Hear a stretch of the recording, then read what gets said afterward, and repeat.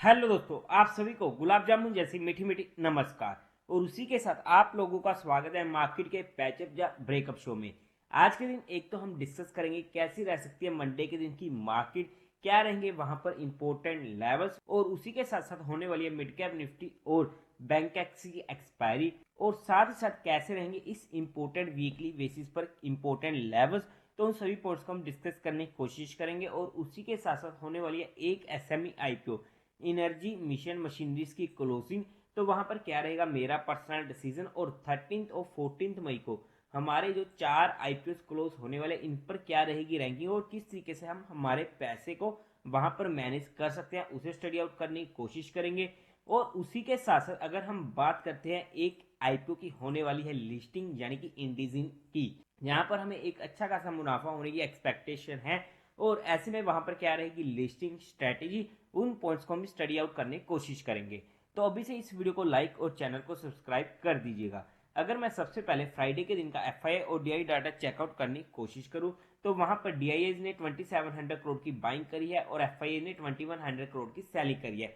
Net में figure हल्का सा पॉजिटिव साइड का होने वाला है। अब अगर हम बात करते हैं ना सबसे पहले आईपीओ की, तो हम सबसे पहले देखते हैं कि हमें हमारे पैसे को मैनेज कैसे करना है, क्योंकि हर किसी के पास लिमिटेड अमाउंट होने वाली है और यहाँ पर आईपीओ की भरमार होने वाली है। तो थोड़ा सा ना आपको ऐसे समझ में नहीं आएगा कि आपने देख ली बात खत्म होगी। आपको अपनी एक कॉपी और पेन उठा लीजिएगा, जो चीजें मैं ध्यान से बोलने की कोशिश कर रहा हूँ उसे समझने की कोशिश कीजिएगा, तभी आपको वहां पर हेल्प मिलने वाली है। मैं यहाँ पर एक एग्जाम्पल लेके चलूंगा और इतना मान के चलूंगा कि जितने भी मेरे एसएमई आईपीओ होने वाले हैं वो हमारे पास सारे के सारे एसएमई आईपीओ 1.5 लाख का होने वाला है। वो हमने एक राउंड ऑफ में फिगर मान ली और थोड़ी सी हायर साइड ही लेके चल रहे ताकि हमें दिक्कत ना हो। बट जब आप कॉपी पेन पे नोट करेंगे जो एग्जैक्ट अमाउंट हमें पढ़ने वाले थोड़ा बहुत ऊपर नीचे चलेगा, तो उसके अकॉर्डिंग आप मैनेज कीजिएगा। अब ध्यान से समझिएगा कि मैं कहना क्या चाहता हूँ। देखो 13 एंड 14 मई को हमारे 4 एसएमई आईपीओ क्लोज होने वाले हैं। तो जितना भी पैसा हमारा इन 4 आईपीओ में ब्लॉक होगा, वो पैसा हम इन 4 आईपीओ में, लेट्स से कि हमने इसमें ब्लॉक कर दिया, तो इन 3 आईपीओ में उस पैसे को यूज नहीं कर पाएंगे। मतलब कि अगर हमें इन 4 आईपीओ को अप्लाई करना है तो 1.5 लाख, 1.5 लाख, 1.5 लाख, 1.5 लाख कितना हो चुका है, हमें 6 लाख रुपए चाहिए अगर हमें 13 तो 14 मई के सारे आईपीओ को अप्लाई करना है। ये हमारी नॉर्मल कैलकुलेशन हो चुकी है। अब जो भी एग्जैक्ट अमाउंट है उसके अकॉर्डिंग आप देख सकते हो। अब ऑब्वियसली हर किसी के पास 6 लाख रुपीज नहीं होते हैं और वहां पर आधे लोग तो ऑटोमेटिकली आउट हो चुके होंगे, क्योंकि अब हर कोई तो इतना अमीर नहीं होता है कि हम सारे आईपीएस को ही लगाते रहे। बट अभी तो कुछ भी नहीं हुआ, अब थोड़ा सा और समझिएगा आगे। इस पॉइंट को मैं आगे कंटिन्यू करता हूँ बाद में। तो आगे 15 मई को अभी तक 3 आईपीएस क्लोज होने वाले हैं। मतलब कि अगर हमें इन तीनों आईपीएस की भी अप्लाई करना है, मैं सभी आईपीएस को एक बार मान के चल रहा हूँ कि मैं सभी आईपीएस अप्लाई करने वाला हूँ, उस सिनेरियो में डिस्कस कर रहे हैं। तो वहां पर 1.5 लाख, 1.5 लाख, 1.5 लाख कितना हो चुका है, 4.5 लाख रुपीज हमें और चाहिए अप्लाई करने को। मतलब कि 6 लाख हमारे पास जहां पर थे, 4.5 लाख जहां हो गए, और हमारे पास कितना रुपया हो चुका है, 10.5 लाख रुपया हमको चाहिए अगर हमें इन सभी आईपीओ को अप्लाई करना है। बट चलो कोई बात नहीं, 10.5 लाख हमारे पास नहीं है, अगर हमारे पास 9 लाख रुपए हैं तब भी हमारा काम चल जाएगा। वो कैसे, क्योंकि जो हमारा एनर्जी मिशन वाला आईपीओ था, अगर वो आईपीओ हमें अलॉट नहीं होता है तो हम उस पैसे को इन 3 आईपीओ में यूज कर पाएंगे। तो वहां पर 1.5 लाख फ्री हुआ, तो यहाँ पर 1.5 लाख फ्री हो चुका है, तो ये बचा 3 लाख, और 3 और 6 9 लाख रुपया अगर हमारे पास है तो हम 14, 15 एंड 13 मई को जितने भी आईपीओ क्लोज होने वाले हैं हम वहां पर उस अमाउंट को यूज कर सकते हैं। ये हमारे पास एक अच्छे तरीके से कैलकुलेशन हो चुकी है प्रॉपरली वे से।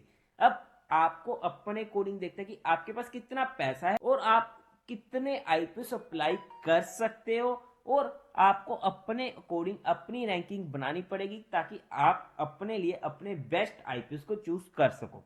ये तो था हमारा एक मैनेजमेंट का तरीका, बताने को मैं इसे एक्सेल में इजीली बता सकता हूँ। बट आपको अच्छा लगेगा, आप लाइक कर दोगे, वीडियो सब कुछ कर दोगे, कमेंट भी कर दोगे, thank you bro so much. But मुझे ना ऐसे लाइक चाहिए ना मुझे ऐसे कमेंट चाहिए, मैं चाहता हूँ कि आप थोड़ी सी मेहनत खुद करें, ताकि आपको आने वाले टाइम में दिक्कत ना हो। कितना ही टाइम लगेगा यार इतना करने में, जस्ट 1 मिनट भी नहीं लगना है। थोड़ी सी तो मेहनत करो, आपको काफ़ी कुछ सीखने को मिलेगा। बट वाई द वे, अब ये तो बात हो चुकी है। अब हमने तो 13 तो 14 वाले आईपीओ में कौन कौन से अप्लाई करने चाहिए, या फिर मैं कौन कौन से अप्लाई करूँ, या कौन कौन से आईपीओ अच्छे हैं। क्योंकि हर किसी के पास ऑब्वियसली हमें पहले भी 6 लाख रुपए चाहिए, किसी के पास 3 लाख रुपए होगा, किसी के पास तो एक ही आईपीओ अप्लाई करने के लायक बचेगा। तो वहां पर देखो, मैं 15 मई की अभी रैंकिंग नहीं लेके चलूंगा, मैं 13 और 14 मई की एक साथ रैंकिंग लेके चल रहा हूँ।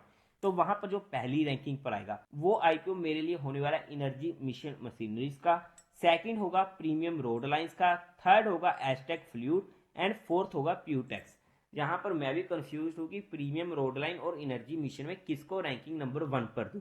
क्योंकि ऑब्वियसली आप सभी को मालूम है कि मैं जीएमपी के बेस पर रैंकिंग नहीं देता हूँ। मैं कंपनी के काम, कंपनी के फाइनेंशियल, कंपनी को फंडामेंटली हर फैक्टर को चेकआउट करके कोई भी रैंकिंग देता हूँ। तो यहाँ पर दोनों आईपीओ एक जैसे होने वाले थे मेरी स्टडी के अकॉर्डिंग, तो मैंने वहां पर थोड़ा सा जीएमपी के अकॉर्डिंग इसको फर्स्ट रैंकिंग पर दे चुका हूँ। अदरवाइज इन दोनों आईपीओ में मेरी स्टडी के अकॉर्डिंग ज्यादा डिफरेंस नहीं था। सॉरी सॉरी सॉरी, मैं एक पॉइंट स्किप कर चुका था, जिसे मैं अभी ऐड कर रहा हूँ। तो ध्यान से समझेगा, हमने यहाँ पर डिस्कशन करी थी कि 13 एंड 14 मई को हमें अगर सभी आईपीएस को अप्लाई करने तो हमें चाहिए 6 लाख रुपीज, और 14 और 15 मई को अगर हमें सभी आईपीएस अप्लाई करने तो हमें चाहिए 9 लाख रुपीज। बट क्योंकि हमारे पास 9 मई को भी 3 एसएमई आईपीओ क्लोज हुए थे, तो वहां पर अगर हमने तीनों आईपीओ को अप्लाई किया है, और वहां पर भी हमने जैसे पिछली बार भी लास्ट टाइम जब वीडियो आई थी वहां पर भी मैनेजमेंट की बात करी थी, तो 1.5 लाख का ही लोड मान के चले थे, हालांकि 1.5 लाख का नहीं है।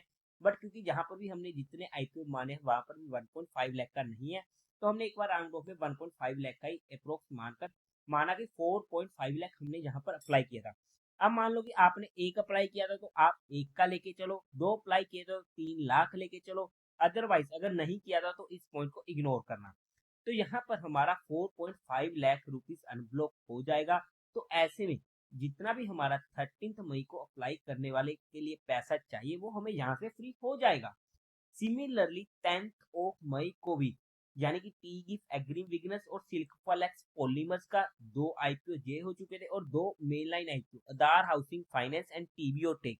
जिन लोगों को अलॉट हो चुके हैं वो तो अलग मैटर है, जिनको अलॉट नहीं हुए हैं तो वहां पर आपने जिस भी कैटेगरी में जितने भी लोड्स को अप्लाई किया है उसके अकॉर्डिंग आपकी उतनी अमाउंट फ्री हो जाएगी, और उस अमाउंट को आप 14 मई में भी यूज कर सकते हो। मतलब कि अगर मान लो कि आपका यहाँ पर अगर आपने एचएनआई कैटेगरी में अप्लाई किए हैं तो आपका अप्रोक्स 4.25 लाख का रुपीज अनब्लॉक हो चुका है, जिसे आप 14 मई वाले 3 आईपीओ में यूज कर सकते हो। ये हमारे पास एक एक्स्ट्रा पॉइंट आ चुका था जिसको मैं उस टाइम डिस्कस करना भूल चुका था, लेकिन अभी तक वीडियो अपलोड नहीं हुई थी और मेरे माइंड में आ चुकी थी ये बात, तो इसे वहां पर कंबाइन कर रहा हूँ। अगर फिर भी आपको थोड़ी सी भी दिक्कत आ रही है तो इस पार्ट को थोड़ा सा दोबारा से देख लीजिएगा, आपके ऑलमोस्ट सारे के सारे डाउट क्लियर हो जाएंगे। अगर फिर भी दिक्कत आती है तो कमेंट सेक्शन में मैसेज कर दीजिएगा।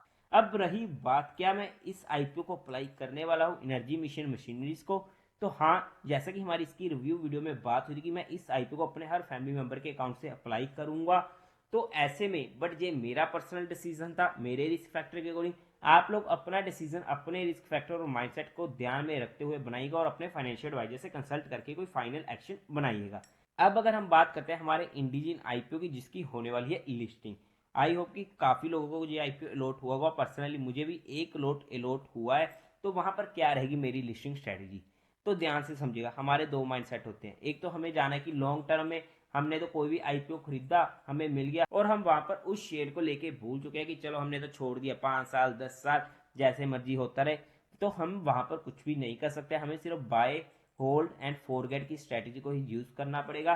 तो ऐसे में हमारे लिए कोई भी लिस्टिंग स्ट्रेटेजी नहीं होती। लिस्टिंग स्ट्रेटेजी सिर्फ तभी होती है जब हमें वहां पर उस प्रॉफिट को बुक करना होता है। तो ऐसे में मेरा हर बार माइंडसेट होता है कि मैं कोई भी आईपीओ अप्लाई करता हूँ तो सिर्फ और सिर्फ लिस्टिंग माइंडसेट के, और स्पेशली इन एसएमई आईपीओ तो purely and purely listing mindset होता है। तो इस लिस्टिंग माइंडसेट में अगर मैं बात करूं तो यहाँ पर ना 3 सिनेरियो होंगे। पहला सिनेरियो, कि 50% क्वांटिटी को मैं इमीडिएट बुक करूंगा ओपन होते सार, जो मेरा एज पर रूल रहता है हमेशा की तरह।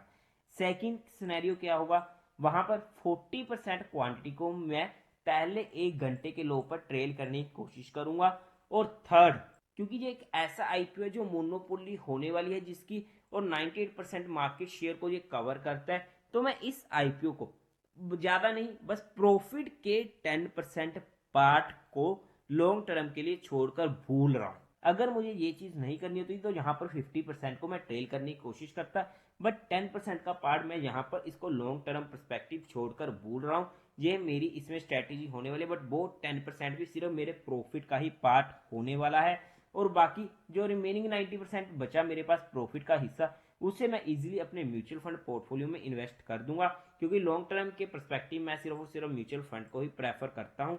और अगर आप लोग भी चाहते हैं कि being a mutual fund distributor हम आपका पैसा मैनेज करने में आपकी हेल्प करें, चाहे वो SIP हो, STP हो, SWP हो या बूस्टर STP हो या लमसम अमाउंट हो, तो आपको डिस्क्रिप्शन में मेरा फोन नंबर मिल जाएगा, आप मुझसे कांटेक्ट कर सकते हैं, आपकी क्वारी को जल्दी से जल्दी सोल्व कर दिया जाएगा। बाय द वे, जिन भी लोगों को इंडिजिन आईपीओ अलॉट हुआ है उन सभी को बहुत बहुत कांग्रेट्स, और कोई भी एक्शन लेने से पहले एक बार अपने फाइनेंशियल एडवाइजर से कंसल्ट कर लीजिएगा।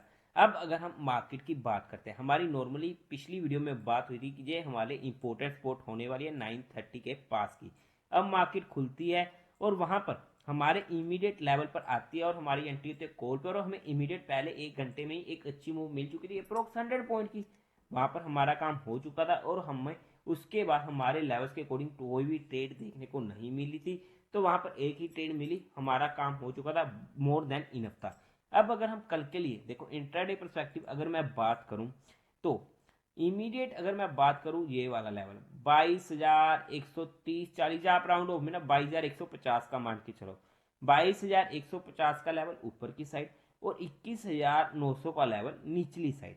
जिस भी साइड को ये तोड़ेगा उस साइड हमें एक मूव देखने को मिल सकती है, बट तोड़ने के बाद एटलीस्ट आधा घंटा उस साइड सस्टेन करना जरूरी है बिना उस लेवल को टच किए। ये हमारे कल के लिए इंट्राडे पर्सपेक्टिव लेवल्स होने वाले हैं, बट अगर कहीं पर भी हमारी एंट्री होती है तो 30 पॉइंट से ज्यादा का हमारा स्टॉप लॉस किसी भी सिनेरियो में नहीं होना चाहिए, क्योंकि अगर बाय चांस हमारे ऑपोजिट में ट्रेड जाती है तो वहां पर हमें मेजर लॉसेस ना हो। अब अगर हम बात करते हैं वीकली बेसिस पे पर्सपेक्टिव, तो यहाँ पर हमारी नॉर्मली क्या बात हो रही थी कि ये हमारे इमीडिएट रेजिस्टेंस बैठ रहा है और वहीं से हमें रिवर्सल भी देखने को मिल चुका है। क्या हम कितने बार डिस्कस करेंगे, ये स्विंग का मार्केट ऊपर नीचे कंसोलिडेट कर रहा है, जहां पर हमें थोड़ा सा टाइम परेशान कर रहा है, कोई बात नहीं। और ऐसे में इलेक्शन की वजह से यहाँ पर वॉलिटिलिटी इंक्रीज होने वाली है। अब अगर हम बात करते हैं तो अगर आप ध्यान से देखोगे ना, जहां पर ना एक ट्रेंड लाइन अगर आप बनाने की कोशिश करो, मैं पर्सनली ट्रेंड लाइन को नहीं फॉलो करता हूँ इसलिए मैं ज्यादा पर डिस्कस भी नहीं करूंगा, तो जहां पर हमें हाइयर साइज देखने को मिल रहे हैं, बट अगर ये हाइयर हाइक का मतलब ये वाली साइड कटती है तो वहां पर हमें 21,700 तक के लेवल देखने को मिलते हैं, जो हमारे ओपनली हो चुके हैं टेक्निकल बेसिस पे जब इसने इस 50 की मूविंग एवरेज को तोड़ा था। सो मैं इसलिए कभी भी ट्रेंड लाइन के ऊपर नहीं जाता हूं। और अब अगर हम बात करते हैं, अगर ये लेवल कटा जिसके चांसेस होते हैं इलेक्शन से पहले पहले एक बार, तो वहां पर हमें 21,500 के नीचे एक बार अगर मार्केट जा सकती है, चांसेस हैं, और वो हमारे एक मौका होगा। बट कहां तक जाएगी, 21,500 से 21,000 के बीच में से कहीं से भी सपोर्ट लेके जब भी मार्केट ऊपर को निकलेगी, ये इमीडिएट इस वीक निकलेगी नहीं नहीं नहीं, ये हम डिस्कस करें आने वाले 1 2 3 हफ्तों के लिए, जहां पर अगर हमें ऐसा मौका देखने को मिलता है तो हमारे पास एक अच्छी अपॉर्चुनिटी हो सकती है, जहां से ये मार्केट अगर इस लेवल के आसपास कहीं पर दिखती है बीच में, तो हमें एक अच्छी मूव पोजिशनल बेसिस पर ट्रेड मिल सकती है, जहां पर हमारे लिए नोटिस में रह सकता है और ये ट्रेड सीधी हमें देखने को मिल सकती है। अब रही बात ऊपर की साइड, अगर हमने नीचे की साइड तो बात कर ली, अगर यहीं से रिवर्सल कर गई तो वहां पर अगर मार्केट ये 22,250 का लेवल क्रॉस करती है, जो इसकी 50 की मूविंग एवरेज होने वाली है 22,225 की, राउंड हो में 22,250 का, तो वहां पर हमें ऊपर की साइड फिर से एक स्विंग देखने का मौका मिल सकता है। दोनों के 50-50 चांसेस होने वाले हैं, क्योंकि आज के टाइम पर मार्केट में वॉलेटिलिटी होने वाली है, तो दोनों साइड के स्टॉक लॉस मोस्टली हंट करवाने की कोशिश कर रही है। तो ऐसे में हम किसी भी साइड एकदम से बिल्कुल ही 90% प्रोबेबिलिटी या 80% प्रोबेबिलिटी के साथ नहीं जा सकते जब मार्केट बीच में होती है। हाँ, मार्केट अपनी सपोर्ट पर है या अपने रेजिस्टेंस पर है तो हमारे वहां पर चांसेस ज्यादा हो जाते हैं। बाय द वे, हमने यहाँ पर जितने भी पॉइंट्स को स्टडी आउट करने की कोशिश करी है वो सिर्फ एजुकेशन, लर्निंग और केस स्टडी पर्सपेक्टिव करी है। किसी भी तरीके कोई भी इन्वेस्टमेंट टिप या एडवाइस नहीं है। फिर भी आप लोगों को कोई भी काम करना हो या कोई भी एक्शन लेना तो एक बार अपने फाइनेंशियल एडवाइजर से कंसल्ट करके कीजिएगा। तो देवी और सज्जनों, उम्मीद है आप लोगों को ये वीडियो अच्छी लगी होगी, तो इस वीडियो को लाइक कीजिएगा, शेयर कीजिएगा और साथ ही साथ चैनल को सब्सक्राइब करें। हर हर महादेव।